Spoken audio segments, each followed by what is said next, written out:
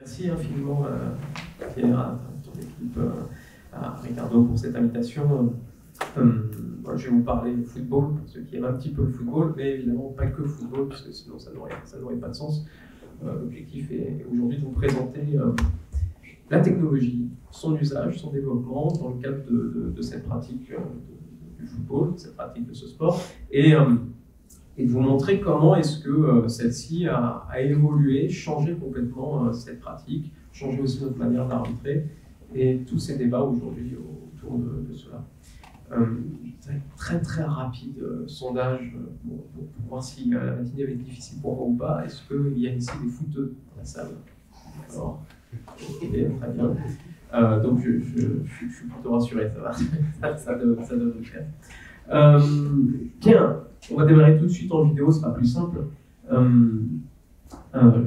vais finalement conclure cette petite présentation. Moi j'évolue en Ligue 1. La Ligue 1, c'est donc la première division française. J'étais à Marseille, au Vélodrome avant-hier, pour arbitrer Marseille contre Lorient.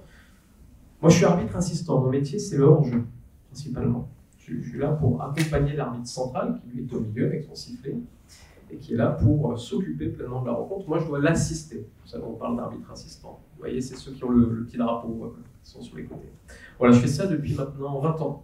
Ça fait 20 ans que je suis arbitre de football, 4 ans en Ligue 1 et 7 ans dans le secteur professionnel, donc Ligue 1 plus Ligue 2. Aujourd'hui, c'est mon métier, je fais que ça.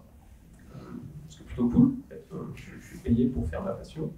Auparavant, j'étais enseignant d'histoire-géographie, donc rien à voir, même si quand même quelques éléments passerelles entre l'enseignement et l'arbitrage, soit posture d'autorité, faire passer des messages, dire la règle, qui sont aussi des rôles qui se complètent. Voilà, donc on démarre avec une petite image que je pense vous devez à peu près tous connaître dans la salle.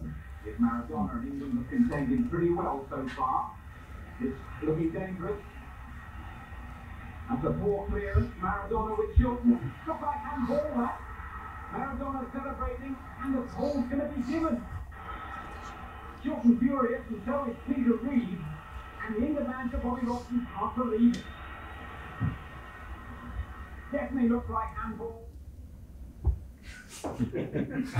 La main de Dieu. La main de Dieu. C'est pas celle du gardien de but. Donc la règle, vous la connaissez, je pense. Le football se joue avec les pieds. La seule personne qui peut toucher le ballon avec sa main, c'est le gardien de but dans sa propre surface de réparation. Cette image, elle est légendaire. Elle est iconique de notre sport. Tout le monde connaît Maradona pour 3 choses. 1, il fait du football. 2, il prenait de la cocaïne. Et 3, il a marqué un but de la main sur une compétition majeure qui est la Coupe du Monde. Aujourd'hui, est-ce que cette action pourrait se produire, votre avis? Non, je pense pas. Non, aujourd'hui, c'est impossible. C'est impossible. Avec la technologie, tout ça ne pourrait pas se produire. À l'époque, l'arbitre aurait pu trouver une solution parce que on n'est pas complètement fou quand on voit 11 joueurs qui lèvent la main en hurlant main sur le terrain, disant que l'attaquant a touché le ballon de la main et qu'il a marqué de la main. On n'est pas fou. On se dit qu'il y a probablement main. Mais si on ne l'a pas vu, on ne va pas inventer quelque chose qu'on n'a pas vu. Donc il y aurait une solution à l'époque. Si j'avais été l'arbitre, j'allais voir Maradona, je lui aurais dit, monsieur Maradona, votre main elle est volontaire ou pas? Il va me dire, non monsieur, je vous jure, je ne l'ai pas touché volontairement. Mais ce faisant, il me dit qu'il a touché le ballon de la main. Donc j'aurais sifflé contre lui. Alors, ça c'est un petit peu de vice dans l'arbitrage, ça nous est très utile. On a moins besoin de ça aujourd'hui. Non, on a la technologie. Et cette technologie, pour nous, c'est un parachute qui est essentiel. Parce que l'arbitre, là, sa carrière est terminée. Sur cette décision, sur une compétition majeure qui est une Coupe du Monde, un but de la main tel qu'il aurait été validé aujourd'hui dans nos compétitions, sa carrière est terminée. Relégué évidemment en fin de saison. En relégation, c'est 60% de chiffre d'affaires en moins pour un arbitre. On est classé comme les clubs. Donc l'enjeu est très important. Et cette technologie, pour nous, c'est un véritable parachute. Donc on va voir ensemble un petit peu comment est-ce qu'elle a pu se développer, comment est-ce que l'outil technologique au service de l'arbitrage s'est mis en place. Et vous allez voir, c'est un peu vrai comme à peu près tout en histoire. et dans nos civilisations. Tout vient des crises. Les crises sont toujours source d'opportunités, d'innovation. D'ailleurs, le mot crise et opportunité, pour ceux qui ont fait un peu de chinois, c'est pas mon cas, c'est le même mot, c'est Weiji. C'est exactement le même mot, crise et opportunité en chinois. Et dans notre pratique, ces crises, et nous sommes en train d'en vivre dans ce moment, puisque l'arbitrage français est très décrié par les médias, par les présidents de club, on fait autant de conneries qu'avant. On fait quasiment autant de conneries qu'avant. Juste, elles sont peut-être un peu plus proches les unes des autres sur un plan temporel, mais si on prend la saison précédente, on a fait peut-être même moins. Mais on en parle plus en ce moment. Bon, c'est parce que les élections à la fédération approchent. Je vous parle en vérité, hein, on est entre nous. Mais tout ça pour vous dire que toutes ces erreurs que nous avons et ces crises que nous vivons, elles ont permis l'apparition d'innovations technologiques. Alors, je vais en montrer juste une très rapidement. Ces drapeaux que vous voyez, c'est une des toutes premières innovations technologiques qu'on a eues. Parce que quand vous êtes arbitre sur le terrain et que vous êtes focus, extrêmement concentré sur l'action et sur votre prochain problème, que va-t-il se passer après, vous ne pouvez pas toujours regarder votre assistant qui va vous lever un hors-jeu. Vous regardez le ballon. Donc l'une des toutes premières innovations technologiques qu'on a eues, c'est ces drapeaux BIP. Ces drapeaux qui sont aujourd'hui commercialisés par une entreprise qui s'appelle Signal BIP, qui nous permettent à nous, arbitres assistants, d'appuyer sur les petits boutons que vous voyez sur notre drapeau, et ça envoie immédiatement un signal sur le brassard de l'arbitre. Signal sonore, et ça vibre également en même temps. Et ça permet tout de suite à l'arbitre, dès qu'il sent que son bras vibre, de se tourner vers son arbitre assistant. Ça, c'est le tout premier élément technologique qui est très basique, mais qui est assez important. Deuxième élément de technologie qui a été introduit, les oreillettes. Alors, vous avez ici deux arbitres qui aujourd'hui sont non pas à la retraite, mais qui ne sont plus sur les terrains, qui sont des cadres de l'arbitrage français. Laurent Duhamel, qui aujourd'hui est membre de la direction nationale de l'arbitrage, et Bertrand Layet, qui lui est, et j'ai entendu que quelqu'un venait de Bretagne, si je ne dis pas de bêtises, qui lui est en charge du développement de l'arbitrage en Bretagne aujourd'hui. Deux anciens arbitres internationaux, qui dans les années 2000 ont participé à une expérimentation complètement hors cadre, complètement hors loi, par rapport à nos instances footballistiques. Je vais vous expliquer. Un journaliste français de TF1, Christian Jean-Pierre, si ça vous parle, les fans de foot le connaissent, est allé voir la Fédération française de football et la Ligue de football professionnel en proposant de sonoriser les arbitres pour la toute première fois. Mettre un micro, oreillette, sur les arbitres pour entendre ce qu'ils disent en live pendant le match. Et c'était diffusé le dimanche sur une émission qui s'appelait Téléfoot, qui existe encore sur TF1. Sauf que ça, c'était complètement interdit par l'IFAB et la FIFA. Le football, vous savez, c'est une propriété privée, ça n'appartient pas à l'immensité de la population mondiale. Le football, c'est un sport qui est géré par l'IFAB. L'IFAB, c'est les 5 fédérations britanniques, plus la FIFA, en gros. Demain, l'IFAB dit qu'on joue au football avec la main, on jouera au football avec la main. C'est vraiment comme ça que ça marche, en fait. Faire ce qu'on veut, mais le football appartient à l'IFAB. Et donc l'IFAB n'a jamais donné son accord pour cette expérimentation, complètement hors cadre. Et donc on a entendu, le 8 novembre 2002, Laurent Duhamel qui parlait aux joueurs. Et c'était une expérience unique. Et ils se sont rendus compte que dans le cadre de cette expérimentation, il y avait aussi une grosse utilité, c'est qu'il n'y a pas que Laurent Duhamel qui parlait aux joueurs, Laurent Duhamel, il parlait également à ses collègues arbitres assistants. Et ses collègues arbitres assistants lui parlaient également. Et ensemble, ils échangeaient des informations importantes pour le contrôle de la rencontre. Attention numéro 10, il tire le maillot, regarde dans ton dos, il y a un joueur qui arrive pour te contester. Toutes ces séries d'informations que, sans communication directe, on ne peut pas échanger. Et donc là, l'IFAB, les patrons, se sont dit, bon, ils n'avaient pas le droit de faire ça, mais c'est pas bête, en fait. Et de ce fait, après une seconde expérimentation qui a eu lieu en France, toujours, dans le cadre de la Coupe du Monde de la Coupe de France 2003, la finale avec Bertrand Layet cette fois-ci, Eh bien, on a commencé à mettre des équipements oreillettes aux arbitres pour qu'ils puissent communiquer entre eux. Alors à l'époque, l'équipement, il pesait 2 kilos. C'était énorme. C'était une grosse ceinture que vous aviez autour de vous. Vous couriez avec ça en plus. Je ne sais pas s'il y en a qui font un petit peu de footing par plaisir ou pas d'ailleurs. Mais moi, quand j'ai 2 kilos en plus au mois de juin, quand je rentre des vacances, je le sens. Là, c'est la même chose avec nos micro-oreillettes. Aujourd'hui, c'est très léger. Aujourd'hui, c'est un tout petit boîtier comme ça qu'on met autour d'un brassard ou qu'on met directement dans nos maillots derrière. Et très très loin de ces 2 kilos. Mais donc, par la transgression, on a pu ici développer une innovation majeure qui pour nous est essentielle et qui nous permet aujourd'hui de communiquer pleinement durant la rencontre et d'échanger des informations. Autre innovation majeure qui est apparue, autre technologie qui a été mise en place dans le football, la goal line technology. Je vous parlais de crise, celle qui est à l'origine de la goal line technology, je vous la montre en image. On est en 8e de finale de Coupe du Monde 2010, entre l'Allemagne et l'Angleterre, 2 petites équipes, 2 petites sélections. Une frappe de Lampard, joueur de l'Angleterre, dont l'équipe est menée 2-1.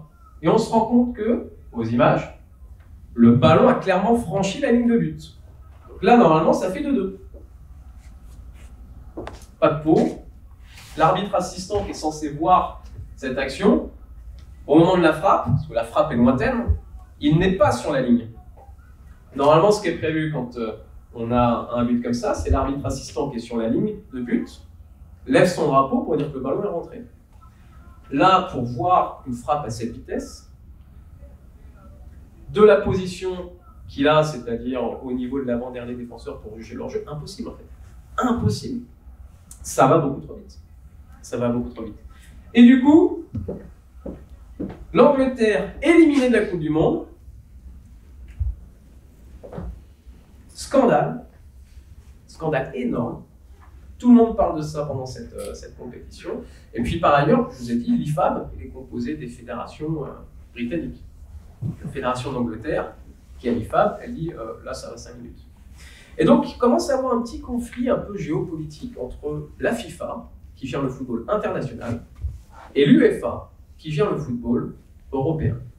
Et l'UEFA à l'époque est dirigée par un homme, Michel Platini, qui ne veut pas de technologie.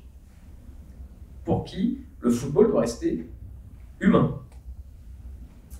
Et donc, 2 positions différentes, l'UEFA dit on va mettre un arbitre ici, à côté du but, qui sera tout le temps là pour aider l'arbitre dans la surface de réparation pour voir s'il y a des fautes, des pénaltys, mais surtout pour voir s'il y a but ou pas, si ça rentre ou pas. Et la FIFA dit non, nous on va faire autre chose, on va faire appel à la technologie. Et évidemment, vous en doutez, c'est un peu la solution aujourd'hui qui a triomphé, puisque nous n'avons plus d'arbitre derrière les lignes.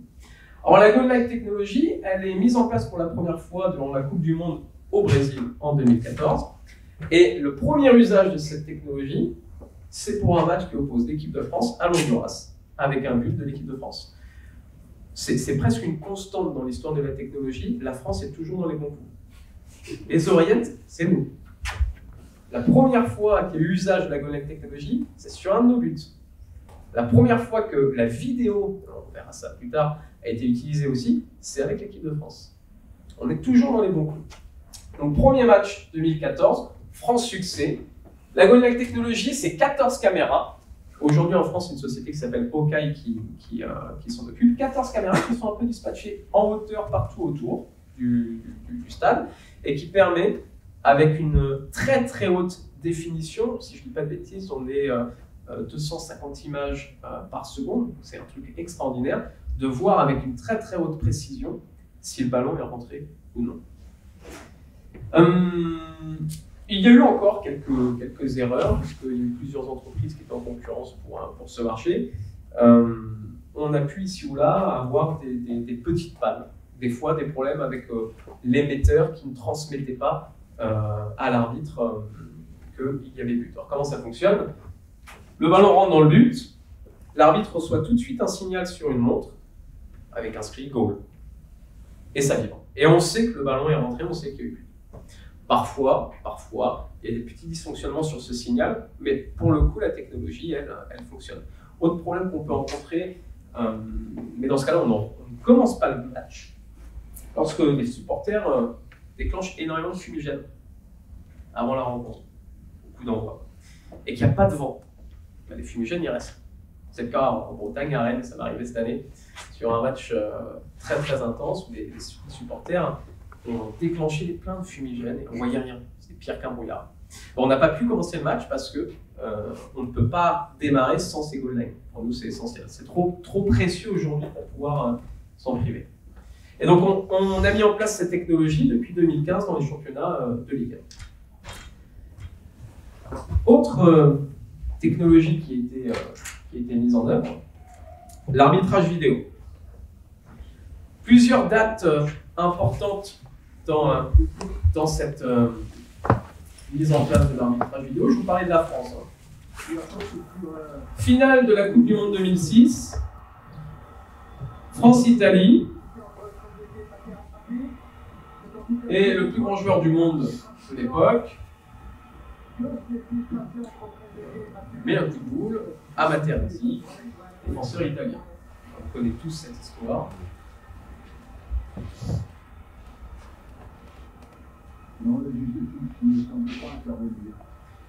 L'arbitre assistant n'a pas vu, l'arbitre central n'a pas vu, et on va se dire les choses. Le quatrième arbitre, celui qui est devant les grandes touches, n'a pas vu non plus.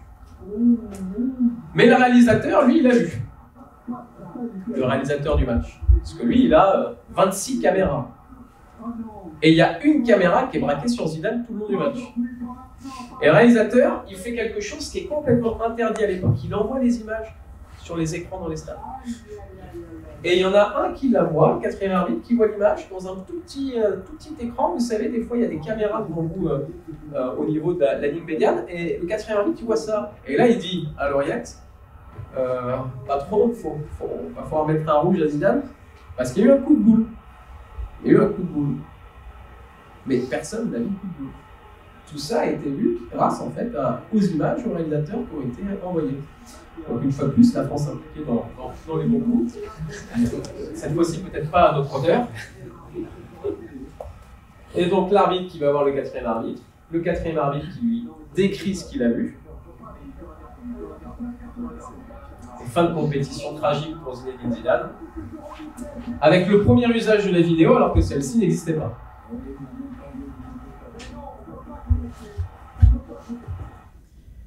La vidéo n'est toujours pas mise en place. Quelques années plus tard, on est en 2010, l'équipe de France doit jouer un match crucial pour sa qualification à la prochaine Coupe du Monde. Elle va jouer en Irlande. Score très serré, match nul, prolongation. 2 situations de pénalty que l'arbitre ne siffle pas. A raison. Arbitre qui était à l'époque l'un des meilleurs arbitres au monde. L'arbitre ne siffle pas, Thierry Henry qui tombe bousculé dans la surface, il n'y a pas faute, mais on est au Stade de France. 80 000 spectateurs qui hurlent sur l'arbitre. Deuxième situation, toujours, pas de faute. L'arbitre ne siffle pas, il reste droit dans ses bottes. Et puis, survient une autre action. Regardez bien ce que fait Thierry Henry.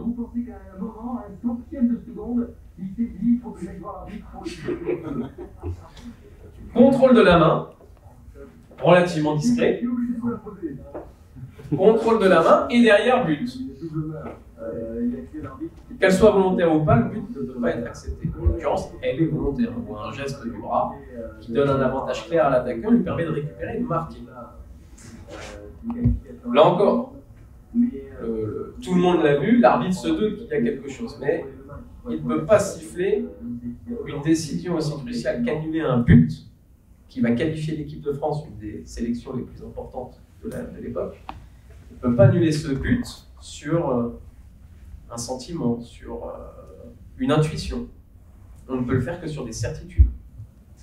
Eh bien, ça fait scandale à l'époque, évidemment, puisque l'équipe de France a donc gagné cette rencontre. Elle s'est qualifiée à la place de l'Irlande pour la Coupe du Monde. Et il en résulte quoi? Une crise diplomatique entre la France. Le Parlement irlandais qui se prononce publiquement pour la disqualification de l'équipe de France, un envoi de dépêche diplomatique directement à l'ambassade de France. Enfin, ça a pris des proportions extraordinaires pour un match de football. Mais donc, toujours est-il qu'à ce moment-là, on s'est dit, bon, ça commence à faire beaucoup, il va falloir qu'on aide les arbitres. Et d'où l'apparition de notre parachute, qu'on appelle la VAR, Video Assistant Refereeing. Et le VAR, monsieur qui est ici, qui est le Video Assistant Refereeing, l'arbitre assistant vidéo. La VAR, elle a été testée dans le cadre de la Coupe du Monde des clubs, c'est une compétition organisée par la FIFA, en 2016, puis pour la première fois dans le football, en tant que compétition, cette fois-ci non plus en test, mais en version finale, à la Coupe du Monde 2018, première équipe à en bénéficier, la France. Et elle est mise en place depuis 2018 en Ligue 1. La VAR, elle intervient dans 4 cas. Elle intervient pour vérifier si un carton rouge a été mis à bon escient. Je vais prendre un exemple très précis. Il faudrait que... Pierre, est-ce que tu peux venir s'il te plaît? Je vais vous montrer le genre de geste que Pierre fait régulièrement le dimanche matin. Au football, il arrive de faire des semelles, exactement. Vous voyez, il maîtrise. Si vous faites une semelle sur le pied ici, l'arbitre va sanctionner, le franc, il va mettre un carton jaune. Mais si la semelle elle est plus haute, qu'elle est au niveau de la malléole de la cheville, et qu'en plus il y a une torsion avec un usage de la force qui sera excessif, eh bien si ma semelle elle est là et pas là, c'est rouge. Ok? Jusque-là, c'est relativement simple. Si moi en tant qu'arbitre, je fais une semelle sur le pied, là, et que j'ai pas bien vu, je mets rouge, eh bien la VAR va intervenir. Elle va m'envoyer une série d'images pour me montrer que la semelle est sur le plat du pied et pas sur la cheville. D'accord? Donc pour valider un rouge ou non. Si j'oublie de mettre le rouge parce que j'ai pas vu qu'il y avait une semelle, eh ben, la VAR va également m'appeler. D'accord? Merci Pierre. Avec plaisir. Donc, on valide un carton rouge. Ça, c'est le premier point. Deuxième point, accorder un penalty. Penalty, je ne vois pas la faute. Eh bien, la VAR intervient. Et à chaque fois, on m'envoie des images. Troisième point, valider un but ou non. Il y a but. Je me suis trompé, il y avait hors-jeu avant le but. Et je ne l'ai pas vu. Parce que ça se joue à 10-15 cm. Eh bien, la VAR va m'envoyer des images précises pour me dire qu'il n'y a pas but, que le but doit être refusé. Et puis, je mets un carton jaune au numéro 3 d'une équipe et on se rend compte que ce n'est pas le 3 qui a fait la faute, que c'est le 8. Eh bien, là aussi, la VAR va nous dire, via les communications, il faut que tu annules le carton jaune au numéro 3, on monte le carton, on l'annule, et que tu le mettes au numéro 8. Donc, c'est les 4 cas qui sont prévus par l'IFAB, par le législateur, pour nous amener à utiliser la VAR. La VAR, donc, c'est un dispositif qui varie en fonction du standing du match. Si vous êtes à un match de, par exemple, PSG-Marseille, vous aurez une vingtaine de caméras. Si vous êtes sur un match de 15 h le dimanche entre, au hasard, Clermont-Ferrand et je sais pas, Lorient, vous aurez un petit peu moins de caméras, vous aurez une douzaine de caméras. Vous avez le dispositif VAR qui est ici présent. Vous avez l'opérateur. L'opérateur, son métier, c'est de chercher des images que lui demande l'arbitre. Vous avez l'arbitre VAR, l'arbitre vidéo. Lui, son métier, c'est de vérifier les décisions de l'arbitre avec les images que lui montre l'opérateur. Et vous avez la VAR, non pas de Molière, mais de l'arbitrage, qui est l'assistant vidéo, qui lui a pour métier de regarder le direct pendant que le VAR vérifie les images. Parce que si jamais il y a une situation de pénalty, que l'arbitre ne siffle pas, le VAR, qu'est-ce qu'il fait? Il va tout de suite dire à l'opérateur, montre-moi la loupe gauche, montre-moi telle caméra, montre-moi un grand angle, un plan serré, etc. Pendant que le match continue. Et donc, que va faire la VAR? Il va continuer de regarder le match pour voir s'il n'y a pas quelque chose qui se passe après. Parce que si après cette situation de pénalty, il y a un coup de poing, et qu'on ne le voit pas, ça pose problème. D'accord? Donc, ce dispositif avec 3 arbitres vidéo qui interviennent dans ces 4 cas. Autre innovation qui a été mise en place, pas partout, mais cette fois-ci dans le cadre de la Coupe du Monde 2022, le hors-jeu semi-automatique. Aujourd'hui, en Ligue 1, quand il y a hors-jeu, pour regarder les images au-dessus, c'est l'opérateur qui va placer les lignes que vous voyez. Donc la ligne bleue, c'est la ligne du défenseur, la ligne rouge, c'est la ligne de l'attaquant. Donc là, en l'occurrence, l'attaquant est très légèrement en position de hors-jeu. Et on place ces lignes-là manuellement. C'est-à-dire qu'on a d'abord un logiciel qui va tracer des lignes parallèles sur le terrain, et ces lignes sont après placées par l'opérateur. Donc ça prend un petit peu de temps, ce hors-jeu. Et surtout, ça laisse place encore à une légère marge d'erreur potentielle. Parce que si vous mettez la ligne au niveau de l'épaule, alors qu'en fait on se rend compte que c'était le genou qui était le plus proche pour couvrir le hors-jeu, ça peut entraîner une erreur. Surtout dans le cadre d'une recherche de la décision la plus précise et rapide possible. Donc la FIFA, dans le cadre de sa Coupe du Monde 2022, qui a été également déclinée aujourd'hui en Champions League, également depuis 2022, et qui sera mis en place en Première Ligue anglaise l'année prochaine, a mis en place le hors-jeu semi-automatique, où tout est calculé directement par une intelligence artificielle. Et vous voyez là, vous avez ici la position avec révélateur de l'attaquant qui est hors-jeu. Donc maintenant, il n'y a plus ce travail qui est fait par les opérateurs. Il y a une marge d'erreur à 5 cm. C'est-à-dire qu'en gros, pour 5 cm, on ne va pas contredire la décision de l'arbitre avec ce hors-jeu semi-automatique. Donc là encore, innovation intéressante pour nous. Parce que le hors-jeu, c'est binaire. Il y a ou il n'y a pas. Moi, je décide, je prends ma décision en avait conscience, je lève pour moi le hors-jeu, mais avec le semi-automatique, c'est factuel. C'est 5 cm.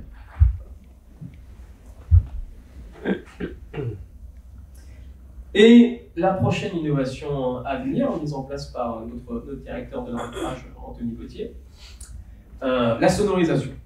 Donc, la sonorisation, c'est le fait qu'on puisse, un peu comme au rugby, entendre ce que disent les arbitres. Qui avait été la première expérience, rappelez-vous, dans les années 2000, avec les oreillettes. La sonorisation a été testée pour la première fois en 2023 par la FIFA sur une compétition de jeunes en U20 du monde. Et le pays pilote aujourd'hui pour la tester, c'est la France, avec la Ligue 1 ça a eu lieu là récemment, les finales de Coupe de France féminine. Et sur les finales de Coupe de France senior, le 23 mai, nous aurons également cette sonorisation. Nous aujourd'hui, on s'entraîne, on est prêts en fait. Alors, quand on va en stage, une fois par mois, on travaille avec la sonorisation pour expliquer nos décisions. Comment ça va marcher? La sonorisation, c'est pas je parle avec un joueur, vous allez m'entendre. C'est pas ça. C'est pas comme au rugby. Pour le football, c'est lorsqu'il y a la VAR. La VAR intervient, la vidéo intervient pour changer ma décision. Eh bien, l'arbitre va avoir un micro sur lui qui va permettre d'expliquer à tout le stade, et donc aux téléspectateurs également, le changement de décision. Il y avait but pour l'équipe de Marseille. On s'est rendu compte qu'il y avait hors-jeu avant le but. Décision finale. But refusé. Coup franc indirect pour l'équipe qui a encaissé le but. D'accord? Ça, c'est plus basique. On change la décision, on l'explique. Autre cas, l'arbitre va voir les images. Et finalement, puisque la décision finale revient toujours à l'arbitre, je ne l'ai pas précisé, mais quand il y a la vidéo, ce n'est pas l'arbitre vidéo qui décide. Sauf pour ce qui est binaire, pour l'hors-jeu. L'hors-jeu, c'est binaire, donc pas besoin d'aller voir les images. Mais pour tout le reste, les pénaltys, les cartons rouges, l'arbitre vidéo envoie des images à l'arbitre, et l'arbitre se fait son avis, et s'il garde sa décision, pas de sujet, il garde sa décision. La décision finale revient toujours à l'homme sur le terrain. Et donc, quand l'arbitre ne change pas sa décision, il dit bah, on m'a envoyé les images pour me montrer un carton rouge, pour moi il n'y a pas de carton rouge, je reste sur mon carton jaune. Autre sonorisation, la VAR met du temps à vérifier quelque chose. Peut-être une main dans la surface de réparation que quelqu'un n'aurait pas vue. Et ça prend du temps. Parce qu'on ne reprend pas tout de suite. Il faut que tout soit bien checké par toutes les caméras pour être sûr qu'il n'y ait pas une erreur qui soit commise. Eh bien, l'arbitre va prendre la parole et va dire « Nous avons vérifié s'il n'y avait pas une main. Et il n'y a pas main, tout va bien. On va reprendre le match. » Donc, ça, ce sont les nouvelles innovations qui vont apparaître dès l'année prochaine sur nos championnats de Ligue 1. À compter donc, de la saison 2024-2025. Voilà. Alors, toutes ces technologies sont évidemment pour nous essentiel. On ne peut pas travailler sans. D'ailleurs, pour tout vous dire, quand j'arbitre un match de Ligue 2, ça m'arrive de temps en temps. J'ai pas la VAR. Je l'ai en Ligue 1, mais en Ligue 2, on ne l'a pas. Il y aura la VAR l'année prochaine en Ligue 2, mais en Ligue 1, on ne l'a pas. La première chose que je me dis quand je suis sur un match de Ligue 2, c'est tu n'as pas la VAR aujourd'hui. Il n'y a pas de parachute. Si tu te trompes sur un hors-jeu, ta décision derrière, elle peut conduire à un but qui n'aurait pas dû être validé. Donc aujourd'hui, plus qu'encore, alors que ce n'est pas de la Ligue 1, tu dois être plus encore concentré. Parce que tu n'as pas le parachute. Donc c'est vraiment essentiel pour nous, cette technologie. Les arbitres sont tous favorables à ça. C'est important que tout le monde l'entende. On est vraiment... on a besoin. Mais même s'il y a cette technologie, c'est toujours de l'humain. Puisque, comme je l'ai dit, c'est toujours l'arbitre qui prend la décision finale. C'est le premier point. Et deuxième point, il y a aussi le facteur humain avec le travail en amont dans la technologie. Et on va voir une image qui date un peu, elle a plus de 4 ans cette image, sur un match de Ligue 1, et vous allez entendre les communications entre les arbitres de la VAR et l'arbitre central sur le match. Et vous allez voir comment est-ce que, par un dysfonctionnement humain, la technologie n'a pas pu permettre de prendre la bonne décision.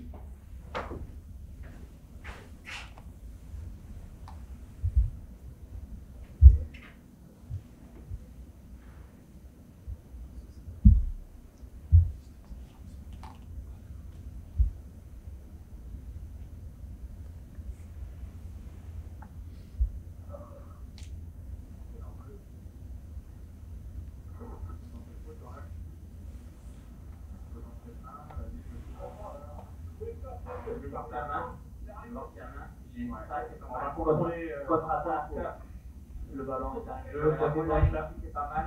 Vas-y, on va la donner. Centre et 6 mètres. Le ballon est en place. Stop. Stop. Sur le point de caméra. Ouais, contrôle, hein. D'accord, pas mal. Ok,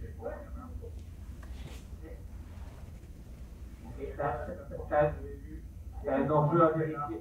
C'est un enjeu à vérifier de Mbappé au départ de l'action. Bastien, on va aller voir la TT parce qu'il y en a un clair. Il y en a un clair. On va aller voir la TT. Je vais tout vous expliquer.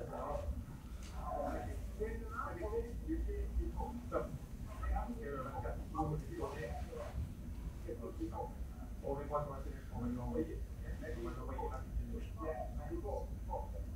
Bastien, viens voir. Je te recommande de venir voir les images pour la seconde question.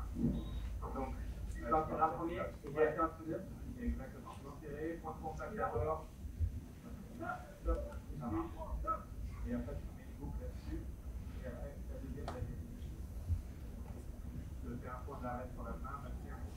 Et après, je te mets une la deuxième. Je suis sur l'écran. Ok, je vois le point de contact. Boucle. C'est bon, c'est ça. Ok. On va mettre la GT maintenant. C'est vérifié, il n'y a pas de danger. Ne reprends pas. Ne reprends pas. Pénalty et investissement. Excellent. Numéro 15 blanc. Numéro 15 blanc, tout à fait. Regarde, très bien.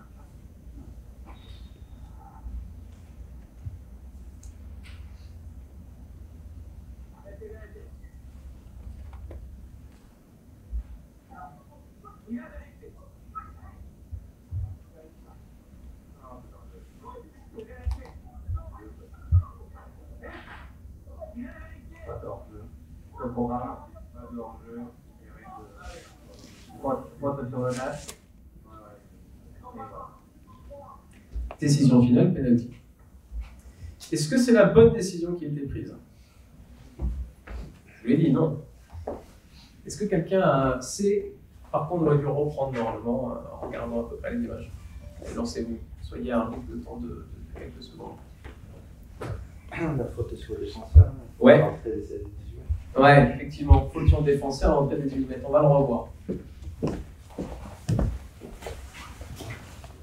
Ouais. On va regarder l'écran qui est en haut à gauche. Ou à droite, c'est les mêmes. regardez bien le défenseur blanc qui est au niveau de l'arc de cercle, qui tombe. Vous l'avez tous vu ou pas? Donc il y a un tirage clair de maillot, l'attaquant qui le retient. Maintenant on va remettre en direct et vous allez entendre ce que va dire l'arbitre VAR. Écoutez bien. Potentiel en jeu. Potentiel faute dans l'axe. Potentiel main. Donc, le VAR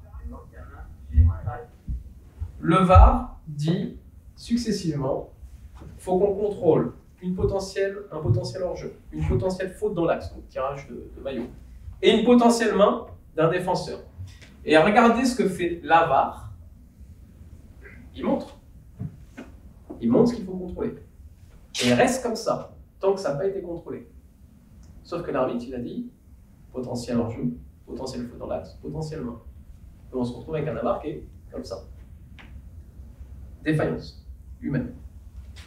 Derrière, la première chose qu'on contrôle, c'est de voir s'il y a main, parce que s'il n'y a pas main, s'il n'y a pas penalty, on ne va pas contrôler le reste, on s'en fiche qu'il y a hors jeu avant. D'accord ? Donc on contrôle la main. Et on se rend compte effectivement que la main est clairement décollée du corps, et donc qu'il y a penalty. Pendant ce temps-là, que fait la VAR? Il continue de regarder le direct, puisque derrière, il y a toujours une action en contre-attaque. Donc, le VAR, on vient du fait que la main est clairement décollée du corps, que c'est une position qui n'est pas naturelle, donc penalty. Quand c'est comme ça, on va regarder ce qu'on appelle l'APP, donc contrôle l'APP. L'APP, c'est tout le process d'action en début d'attaque.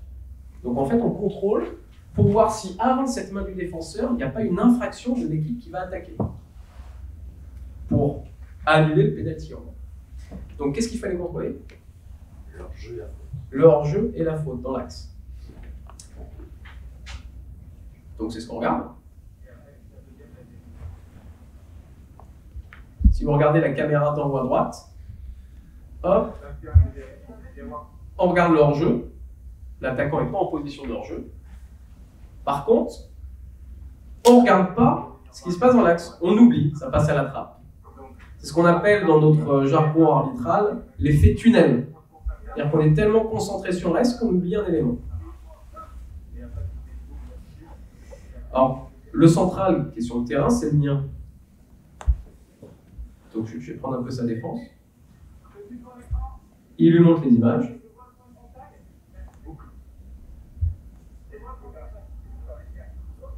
Parce que si vous avez vu quand il vient voir les images, il y a des joueurs de l'équipe blanche qui viennent le voir. Et il y en a un, Thomas, qui a subi la faute dans l'axe. Il lui dit, mais il m'a tiré le maillot l'attaquant, il a fait faute sur moi. Donc, mon central, qui n'est pas complètement stupide, il va dire au VAR, t'as vérifié l'APP? T'as vérifié qu'avant l'action, il n'y a pas de faute? Écoutez bien.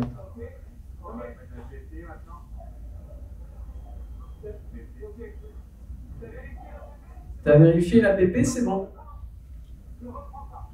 Sauf que l'APP, c'est potentiel hors-jeu, potentiel main. Ils ont vérifié que potentiel hors-jeu. Et on se retrouve donc par une mauvaise décision, qui est un penalty. Si vous regardez bien d'ailleurs, le joueur qui a fait la main dit « Ouais, mais vous n'avez pas vu la faute dans l'axe ». Bref, le soir, avec un match qui était parfaitement maîtrisé, où tout se passait bien, sauf cette décision, le soir, dans l'œil de l'équipe, vous imaginez les messages, le club qui a été lésé, dit la VAR ne sert à rien, on paye 26-24 millions d'euros pour un matériel qui n'est pas utilisé, qui ne marche pas. Non, si, ça marche. Tout marche. Je suis un dysfonctionnement. Donc la technologie, c'est top, c'est génial, c'est notre parachute. Mais ce n'est pas suffisant. Donc après, nous, on prenne malgré tout une bonne décision. Il y a toujours de l'humain derrière. Et l'arbitrage, ça reste de l'humain. Alors on fait quoi? Et c'est un peu le débat aujourd'hui. Est-ce qu'on se dit, la technologie ne marche pas, on s'en prive, de toute façon, ça coûte trop cher? Est-ce qu'on se dit, les humains qui sont derrière ne sont pas bons, donc on va mettre encore plus de technologie, on fera que des intelligences artificielles, on peut presque le faire. Hein. Ou est-ce qu'on travaille, alors là c'est un travail de société, c'est encore autre chose, est-ce qu'on travaille sur l'erreur, sur le droit à l'erreur, sur l'acceptation de cette erreur? Parce que des erreurs, il y en a tout le temps. fait, sur une rencontre. Je vais me tromper sur une touche, c'est pas la bonne, ça rentre pas dans le process du VAR, et sur la touche, il va y avoir but. Là, la VAR ne peut pas intervenir. Et pourtant, c'est une erreur. Voilà. Donc aujourd'hui, c'est un peu le débat sur notre technologie. Est-ce qu'on va vers plus de technologie ou moins? Donc la question, en fait, c'est surtout celle de la formation et de la performance à chacun. Voilà. Merci de votre attention. Si vous avez des questions, je suis évidemment disponible et là pour ça, pour y répondre. N'hésitez pas, il n'y a pas de questions taboues. On peut en profiter pour poser des questions dès maintenant si... Ah oui, bien sûr. Oui, si ça peut... Oui, c'est ce que j'entendais par là. Oui, d'accord. Okay. Des questions. Oui. J'ai une question. Est-ce que on parle beaucoup d'intelligence artificielle, évidemment dans la presse, ça fait partie de nos grands enjeux, etc. Dans quelle mesure, par exemple, ça ne se veut pas désagréable, vous vous sentez menacé par vous, dans votre job, par l'intelligence artificielle sur la détection de hors-jeu, la détection de but. Est-ce que je serai bientôt au chômage? Ouais. C'est ça la question. La réponse est oui. Enfin, je pense. Surtout pour le hors-jeu. En fait, bientôt, il n'y aura plus besoin d'arbitre assistant pour le hors-jeu. Puisque aujourd'hui, on a des caméras, des intelligences artificielles qui disent oui, il y a hors-jeu. On le sait quasiment. C'est faisable. Alors, des fois, elles se trompent. Alors, petite anecdote, ça a été testé il n'y a pas longtemps. Et l'intelligence artificielle a confondu le ballon avec un crâne d'un jour chaud. C'est vrai ce que je vous dis. Donc bon, ça nous laisse encore un peu d'espoir. Mais à terme, évidemment, je pense que dans les 20 années à venir, les arbitres assistants ne seront plus des arbitres dont le rôle sera de juger le hors-jeu. Je pense que ce seront des arbitres additionnels comme d'autres sports qui vont avoir plus de travail sur le plan collaboratif pour aider à la décision sur les fautes, sur les cartons, etc. Ce qu'on fait déjà, par ailleurs. Mais je pense qu'une partie de notre travail, oui, va être délaissée. L'un des meilleurs arbitres assistants français qui a fait 3 Coupes du Monde, qui a quitté partie en retraite sportive, nous a dit, moi je pars maintenant, parce que de toute façon, dans 5 ans, ils sont tous au chômage. La décision, on peut le faire tout de suite, sans rigolant bien sûr, mais oui, je pense que ça va arriver. Pas pour le sang. Parce que même si la technologie est là, c'est factuel. Sur ce qui est binaire, c'est factuel. Sauf l'arbitrage, c'est tout sauf binaire. C'est énormément d'interprétation. Je prends l'exemple des mains, qui est la faute qui prête le plus à l'interprétation. Pour un arbitre, tel geste sera considéré comme une position naturelle, pour un autre, non. Et de cette position naturelle sera appliquée la loi ou non. Voilà. Oui. Alors justement, par rapport à ça, moi la question serait de savoir s'il y a vraiment une possibilité de revenir en arrière sur ces évolutions, en se disant, justement, comme le fait d'avoir mis toute cette technologie-là, ça met plus de frein à notre métier, en disant que justement, on est sur de l'appréhension et sur certaines actions, comme vous l'avez dit, hein, si c'est un carton rouge ou autre. Est-ce qu'il y a possibilité de se dire on peut revenir en arrière sur ces évolutions-là et faire comme avant, justement, en disant il y a cette acceptation des fautes et c'est le jeu qui est comme ça en fait. Est-ce qu'à ce stade-là, on peut se dire on est allé trop loin sur certaines choses et du coup, il faudrait revenir en arrière. Est-ce que ça, c'est envisageable? Sur certaines technologies, ça a été fait. Par exemple, la goal line technologie, en Espagne, c'est fini. La caméra sur la ligne, c'est fini parce qu'aujourd'hui, la VAR, dans 95% des cas, peut donner la réponse. Et il y aura quelques situations, c'est 3 buts par an à peu près, où la VAR ne pourra pas donner la réponse. Et donc on accepte de s'asseoir sur ces 3 buts pas marqués, eu égard au coût de la goal line technologie en Espagne. En France, on ne fait pas ce choix, on conserve la goal line technologie. On se dit que ces 3 buts, ça peut être un maintien, une montée, une compétition européenne, donc non, on ne s'assied pas sur ces 3 buts. Très honnêtement, je ne pense pas qu'on puisse un jour revenir en arrière et se passer de la VAR. Déjà parce que la VAR, c'est quand même 85%, si je ne dis pas de bêtises, la saison passée d'erreurs corrigées. Donc 85% de conneries, on va dire les choses clairement, ont été changées grâce à la VAR. C'est énorme. C'est énorme. C'est notre plafond de verre, on n'arrive pas à aller au-dessus, on n'arrive pas à franchir ce seuil. Mais pour nous, même arbitres, c'est essentiel, cette technologie, nous on ne peut pas s'en passer.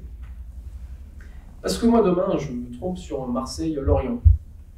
Marseille-Lorient, Marseille jouait l'Europe dimanche dernier. Lorient jouait sa place en Ligue 1. Donc là aussi, ça fait vivre une région, le football. Le club de Lorient, c'est un employeur qui fait travailler tout un territoire. Si je me trompe sur hors-jeu, Marseille marque un but, il y a hors-jeu, le club est lésé par cette décision et il se retrouve en Ligue 2. Les conséquences sont énormes. Les conséquences sont énormes pour le club.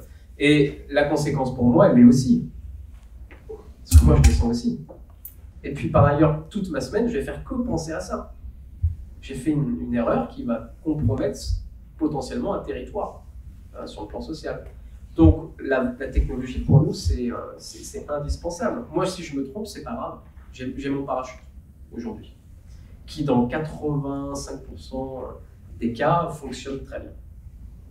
Et là où ça ne fonctionne pas, c'est à chaque fois sur des situations grises, des situations très, très interprétatives, et qui du coup pourraient, dans un monde normal, être acceptées comme une erreur. Parce qu'on met 10 personnes dans une salle, il y en a 5 qui vont dire que oui, il y a main, 5 qui vont dire que non, il n'y a pas main. Et justement, si dans ce cas-là, on se dit, c'est pas nous on va pas prendre la décision, on va laisser l'intelligence artificielle le dire, et c'est la responsabilité, c'est lui qui va le prendre. Aujourd'hui, elle ne peut pas, l'intelligence, elle ne sait pas le faire. Aujourd'hui, non, mais on ne sait pas. Peut-être demain, mais on n'est pas du tout aussi la plus de technologie. On n'est pas du tout aussi là ça, mais aujourd'hui, ce qu'on pense, c'est que la technologie, c'est notre parachute, et on en a besoin, clairement. Mais que sur certaines situations, aujourd'hui, puisqu'on ne peut pas faire mieux, il faut accepter. Ce qui parfois est inacceptable pour certains clubs, je l'entends complètement quand on veut des ennuis. Justement, après là, c'est plus au niveau harmonisation. Tout le monde, justement, n'est pas sur le même plan, que ce soit dans les différents pays. Qu'est-ce qui va faire que demain, tel pays va décider cette chose, un autre, alors j'ai compris qu'il y a l'IFAB qui prend la décision, mais au final, ça va aussi créer des tensions. Est-ce que le fait justement de mettre cette technologie-là ne va pas mettre encore plus de tensions Aujourd'hui, l'IFAB, c'est le garde-fou. C'est-à-dire que l'IFAB, elle prend beaucoup de temps à prendre des décisions, mais c'est aussi pour une raison. C'est parce qu'il faut que tout le monde soit sur le même pied d'égalité. Pourquoi la VAR? Parce que la VAR, ça fait des années qu'on en parle. Depuis que les matchs sont télévisés, qu'on parle de l'arbitrage vidéo. Pourquoi ça a pris autant de temps? Tout le monde était à peu près convaincu du bien fondé de la VAR. Et pourquoi est-ce que ça a pris autant de temps? Parce qu'il fallait s'assurer, au nom de l'universalité des lois du jeu, parce que les lois du jeu doivent être les mêmes sur Marseille-PSG que sur, Bulgarie-Croatie. Et donc il fallait s'assurer que les clubs et les fédérations et les stades étaient équipés et financièrement avaient de quoi fournir cette technologie. Donc le garde-fou, c'est l'IFAB. Tant que l'IFAB ne dit pas plus de technologie, il n'y aura pas plus de technologie. Parce que les sélections qui partent sur le principe de dire on va mettre plus de technologie, ils vont s'expliquer devant l'IFAB. Et quand l'IFAB, et donc la FIFA n'est pas contente, elle dit vous voulez faire ça, du monde, vous ne la jouerez pas. C'est aussi simple que ça. Donc il y a quand même le garde-fou. Et heureusement, c'est important, je pense. Oui. Pour parler de coûts, vous avez mentionné le 26 millions d'euros. Du coup, j'en ai conclu qu'en fait, c'était une entreprise totalement externe qui arrivait avec tout la matérialisation du match, 20 pour les grosses rencontres, 10, 12 pour les rencontres de moindre importance. Mais vous parlez de justice sociale dans le foot et en Ligue 2, justement, je ne sais pas. Ils ont conclu que les clubs Ligue 2 n'ont pas 26 millions à mettre par match ou par rencontre, je ne sais pas. Est-ce qu'il n'y a pas l'intérêt, est-ce que la FIFA ou l'UEFA, je ne sais pas quelle fédération, ne prééquipe pas une fois pour toutes tous les stades les principaux et que potentiellement tout le monde puisse en bénéficier, alors pas gratuitement, mais après ne plus faire appel qu'à des arbitres, des opérateurs de VAR. De 26 millions, ça semble prohibitif pour, en tout cas, la Ligue 1, probablement c'est possible. Mais encore que les derniers classements, je ne suis pas fouteux, donc je ne sais pas ces notions. Et autant les premiers classements, j'imagine qu'ils ont les moyens. Peut-être que les derniers, puis les deux, ils n'ont plus. Donc comment est-ce qu'on règle cette question? Alors, Elle vient l'année prochaine avec la vidéo en ligne. Ça y est, elle démarre. Alors déjà, c'est la LFP, la Ligue de football professionnel, qui gère ça avec l'argent des clubs. Mais le budget de Toulouse n'est pas le budget du PSG. Et donc le PSG dépense davantage d'argent pour la VAR que ne dépense Toulouse dans ce financement. Donc il y a déjà une part un peu d'effort collectif proportionné. Concernant la FIFA, c'est plus l'arbitre qui va parler, c'est le citoyen, comme ça je ne mettrai personne en difficulté, et notamment moi. La FIFA fait déjà beaucoup en termes de financement. Son point de vue aujourd'hui, c'est de dire qu'on va davantage financer des territoires comme l'Afrique, qui ont besoin de stades, parce qu'ils n'ont déjà pas de stade, plutôt que de financer des compétitions professionnelles qui sont normalement censées être autosuffisantes. Voilà. D'autres questions? Oui. Est-ce que la technologie est la même selon les championnats européens ou même internationaux? Ce sont des appels d'offres, donc la technologie est censée être la même, mais son usage est le même. La technologie est la même, par contre l'entreprise qui fournit la technologie n'est pas forcément la même. Ou l'utilisation de la technologie finalement est peut-être différente? Toujours la même.